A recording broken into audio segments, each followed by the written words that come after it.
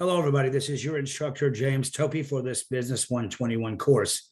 In today's short discussion, I'm going to very quickly go over the term project, kind of give you guys a heads up what I'm looking for here as we close in on its due date. So this will be Tuesday's class. So let's go ahead and get started. You own and run a plumbing business operating as a sole proprietorship with 10 employees. You, as the owner, have decided to reconsider what type of business entity you want to be. They've also decided to research which would be the best type to grow your business, protect your assets, and provide the biggest tax advantage. So of these, it's going to be the sole proprietorship, the partnership, the corporation, and the LLC. So you're going to list the pros and cons of each of these for the following here. A, ease of startup. How is it formed? So really quickly, we know a sole proprietorship and a partnership is very easy to form. You need no money, just need a business idea, tax ID number, basically, and you're ready to go. Obviously, you want to get some insurance too, which we'll talk about here in a minute. For a corporation, it's much more difficult to get started. It's very expensive, right? In fact, chapter 20 breaks down chapter and verse, all the things you would need to do to get a corporation up and running. An LLC, which they don't really cover well in the book, can also be a little expensive. You got to create something called an operator's agreement, which really needs to be drawn up by attorneys. So it can get a little bit expensive, but it's nothing like a corporation. It's still very easy to form and inexpensive. Ease of dissolving or closing your business. Obviously, with the sole proprietorship or partnership, you or one of the partners dies. Essentially, that business is automatically closed, right? For a corporation, because it's a legal entity on its own, all the original founders and owners can die, but the corporation lives on. Ability to raise capital. For a sole proprietorship and partnership and an LLC, it can be very difficult to raise capital. And obviously, when I say capital, I mean money. For a corporation, it's a lot easier to raise capital. You could just issue stocks and people start buying them up, shares or whatever you want to call it, and you raise capital. Legal liability of owners, partners, or shareholders. So with sole proprietorship partnerships, you have unlimited liability. So if you want to be a sole proprietor partnership, that's a great classification to have. In fact, I have an LLC and a partnership for two different businesses. With the partnership, I just have the appropriate amount of insurance that I'm not worried about that unlimited liability. I'm not worried about them getting my assets if something goes bad because I have the right insurance. When it comes to a corporation, you have limited liability. So if a corporation does something wrong, the people that sue, they sue the corporation itself, the entity, the corporation. You yourself and your personal assets are safe if you are an owner or an operator of a corporation. All right. So again, part one, you're just going to compare these four different business classifications, list the pros and cons. It doesn't need to be in paragraph form, folks. This is a business document. It's not a story that you're writing. So I want to see subheading and really simple ways to digest this information. There is no word count requirement for this project. It just needs to be answered correctly. And I'm big on how you format that. It's a business document, format it that way. We're talking subheadings and bullet points, listing the pros and cons of these four entities in part one. As you get into part two, go ahead and just choose whichever one of these you choose to be. This is what I want you to do for parts 2 and 3. So if you decide I'm a sole proprietorship, I'm going to bring a partner in, you want to answer the questions for 2 and 3 for partnerships or whatever you decide, whichever entity you decide to do it. I don't want you to answer part 2 and 3 and compare all 4 of those for parts 2 and 3, if that makes sense. I just want you to go ahead and, okay, of all these here from, sole proprietorship, partnership, corporation, LLC, after I've listed the pros and cons of each, I've decided to be a partnership. Now, really quickly, if you want to stay a sole proprietorship, like here it says here in the paragraph, you already are a sole proprietor, right?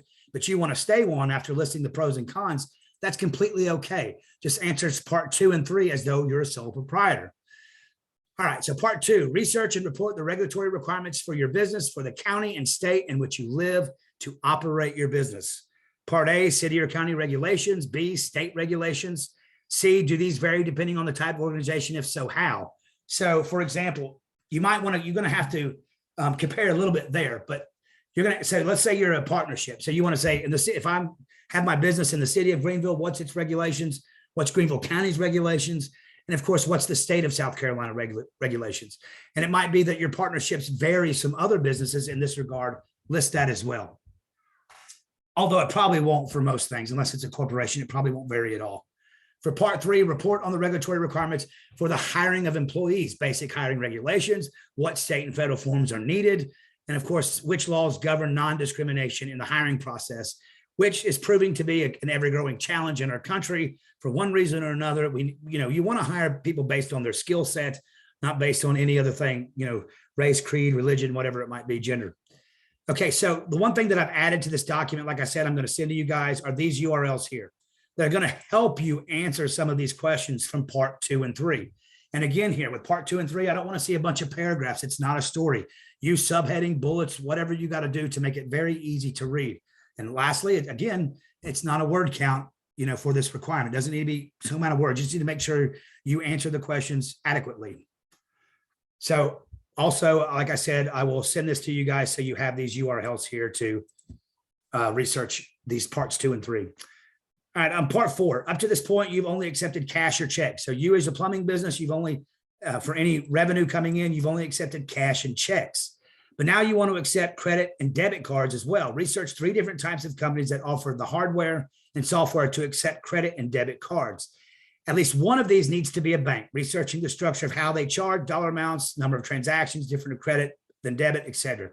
So Bank of America is a great bank to choose, FYI. And of course, PayPal is an example of the way that you can accept credit cards or debit cards as a form of payment. I'm sure all of you, being tech savvy as you are, you guys are already familiar with this. So you just need to choose 3, one of them being a bank. And so the first part of A, you'll say, what 3 companies did you research? PayPal, Bank of America, whatever. List the 3 pros and 3 cons of each company. And C, list how each company will charge you for the debit credit transaction that you accept. For example, PayPal charges a percentage of whatever it might be. So if it's $100, I think they might charge 2%. I think if it's over 1,000, they charge 3 or 4%, something of that type of way, the way it ladders up. But I use PayPal all the time for my regular business. All right, D, based on research above, what company will you choose to process your point of sale transactions, explaining in detail how you made this decision? So it might be Bank of America or PayPal. Just list, and this is where you can use a paragraph. List really shortly in a short paragraph why you chose Bank of America or PayPal or whatever. Now, part 5, based on your research of your business specific situation, which type of business entity is the best approach in your opinion, provide detailed reasons for your response. So in this response, you can really use some of the things you've already created, right? In your comparison up here in part 1, you chose to be a partnership, list the reasons here in part 5. And this is another time you can use a little paragraph. It doesn't need to be bulleted. This right here, you want to write a short paragraph on why you chose to be one of the 4 business classifications. All right, let's see here. Part 6, this should be professionally organized and written with proper use of headings and grammar. Goes without saying, folks, you're college students. We expect a certain standard when it comes to writing papers. And finally, 7, cite at least 10 sources on a works cited page. Do not use Wikipedia as a reference. Although I love Wikipedia, it's open source, which means anybody can edit it, which also means it's not scholarly. So we're not going to be using Wikipedia, but any other source. And here I've already provided 1, 2, 3, 4, 5, 6, 7 here. So if you use all 7 of those, you're well over halfway of getting your works cited page complete. Okay, so that's the term project. Again, really simple, folks. There's no word count. Answer them, in bullet forms when applicable. Part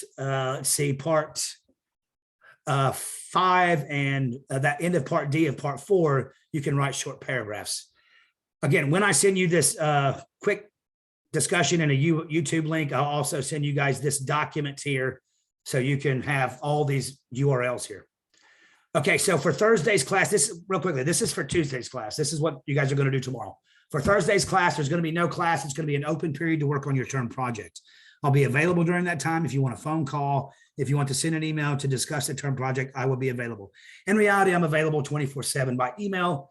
If you want to have a phone call, though, send me an email. Let's schedule a time to have that discussion and a phone call. I want to make sure I'm available for you. So we need to kind of collaborate our schedules in an email first.